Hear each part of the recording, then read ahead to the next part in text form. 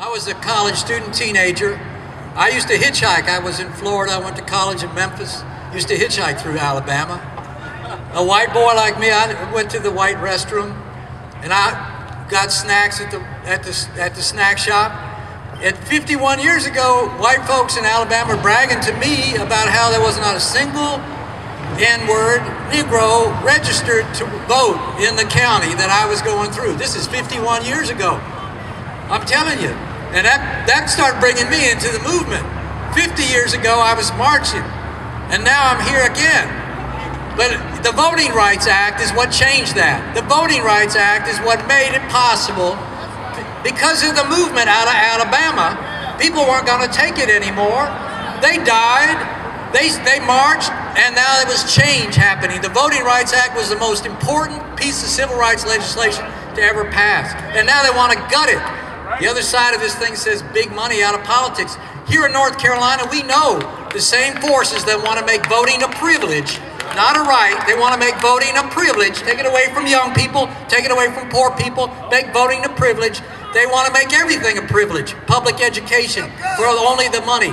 Medicare, take it away, it's only for the privilege. Unemployment, only for the privilege, etc. All right, we're going to stop all that. Voting is a right. We need the Voting Rights Act. We must stay together, push for a strong renewal of the Voting Rights Act. So we must have it. History demands it. Our future depends upon it. Say, cutting the voting rights is constitutionally inconsistent and morally reprehensible. The reason we are on this caravan, this pilgrimage, is because the United States Supreme Court gutted Section 5 of the Voting Rights Act. And we're going to Washington to say to U.S. Congress, put the guts back in. Now, if they don't put it back in, there is an alternative. And the alternative is a mass movement. People are gathering together. White folks and black folks and brown folks and red folks and yellow folks are beginning to gather together. So if they don't put it back in, they're going to create a movement that's going to change far more than Section 5 of the Voting Rights Act.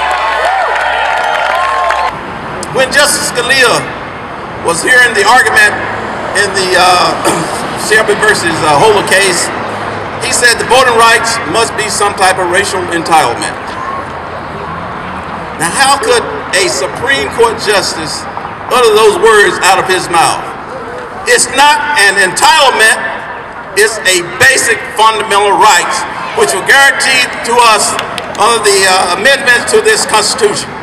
And we're not going to let the Supreme Court, the President, the governors, or any other person stop us from our basic rights, which we have earned, and which we earned when we marched across that bridge in Selma 49 years ago. I would have been able to pre-register to vote in 2017 if that opportunity hadn't been taken away by the recent voting law changes here in our state.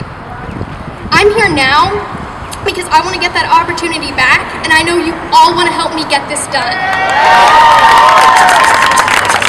It's not just the fact the opportunity for teenagers to pre-register here in North Carolina was taken away that's troubling to me. One of our state senators argued that pre-registration was confusing to teenagers. A member of a conservative organization called pre-registration the Pedophilia Enabling Act. A major news network personality said 17-year-olds aren't capable of ordering an entree off a menu, so they shouldn't be involved in voting. The governor's office called pre-registration a bureaucratic burden, and the governor responded to my request to meet and discuss this issue by calling me a prop. These are direct attacks against the future of our state and our nation. Future voters aren't North Carolina's pitfalls. We're North Carolina's potential. Young people who work with organizations interested in furthering ideas aren't their props, we're their possibilities. We're benefits, not burdens, and we're capable, not confused. I believe that with your help, I'll be able to pre-register to vote when I turn 16. legislation that gave teenagers this opportunity here in North Carolina passed with overwhelming bipartisan support.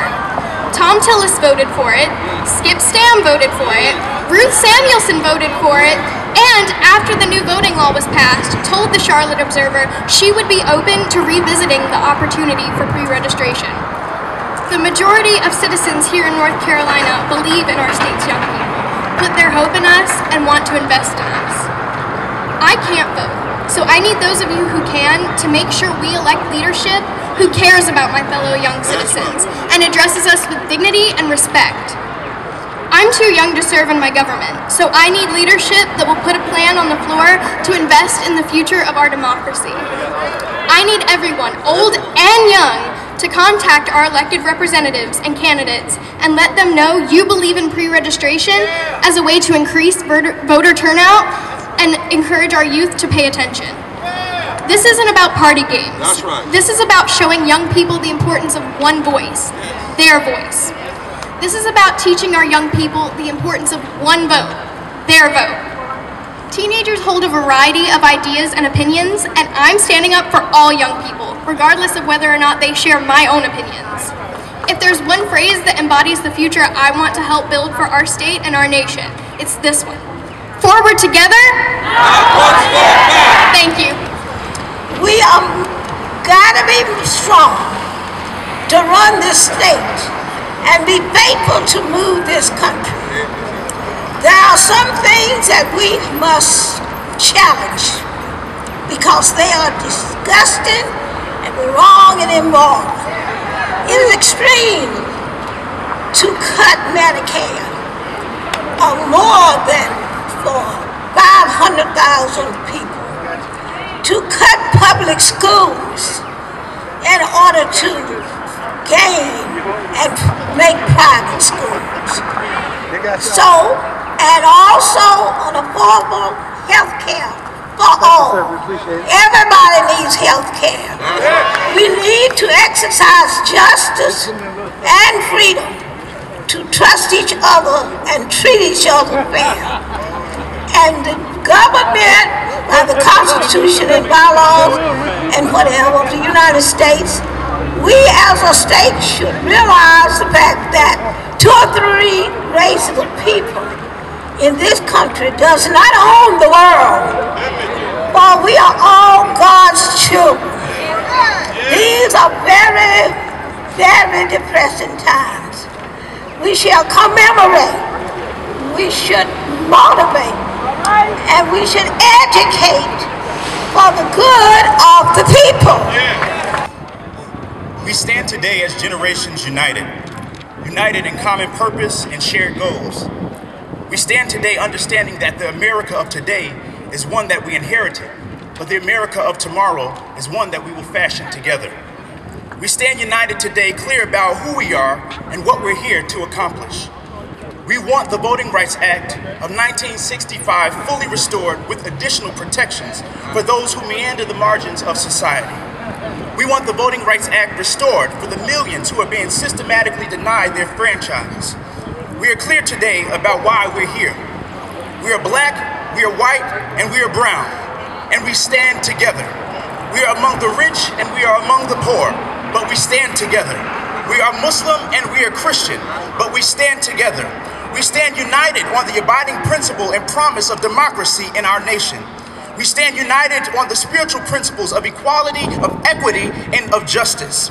We will not be sadistically subjected to regressive policies and legislation that encumber our right to elect individuals who best represent our interests.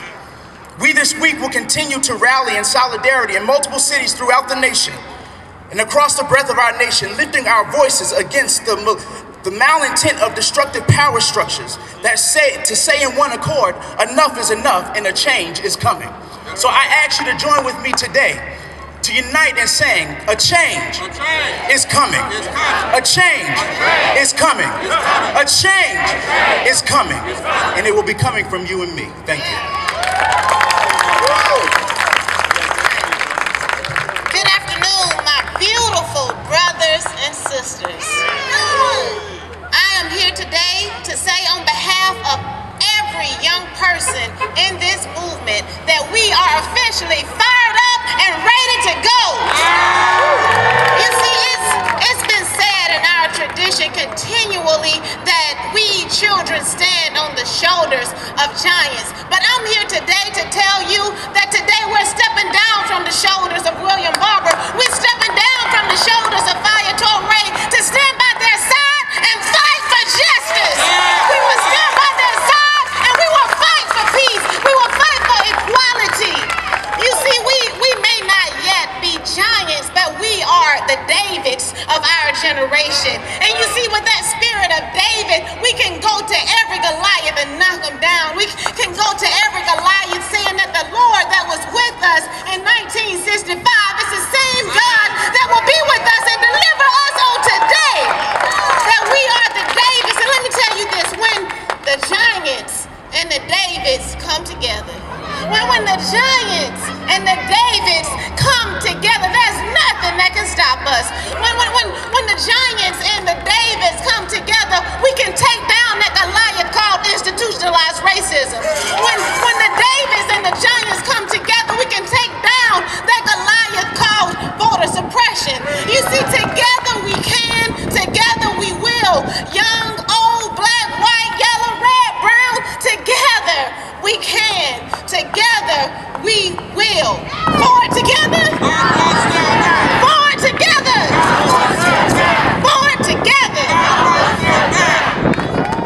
June of last year was a month that would go down in infamy.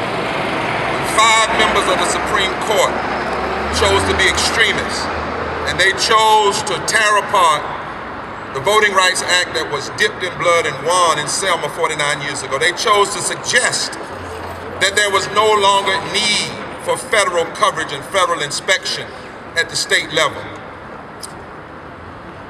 That was a tragedy. Immediately following, states began to pass, like North Carolina, the worst voter suppression we've seen since Jim Crow, which is proof that we still need federal oversight. All right now. Now the Congress has decided bipartisanly to consider a bill, which is a good step, but the problem with it is it leaves out North Carolina and Alabama and Florida and other critical states, South Carolina and Virginia, and it doesn't expand Tennessee, and it doesn't expand coverage. And so we're going to say to the United States Congress that that is insufficient, that we don't need a bill that just simply manages a little bit of discrimination. We need federal oversight of our states because we have extremists in our state capitals that are trying to roll back voting rights. And when they roll back voting rights, they hurt us all. They hurt us black, they hurt us white, they hurt us Latino, they hurt us young, they hurt us poor. We're going to D.C. But not only are we going to D.C., we're coming back. And we're going to be organizing and marching on every state capital. Today was just the stop. They asked yesterday, could they come? We said, we'll make it happen.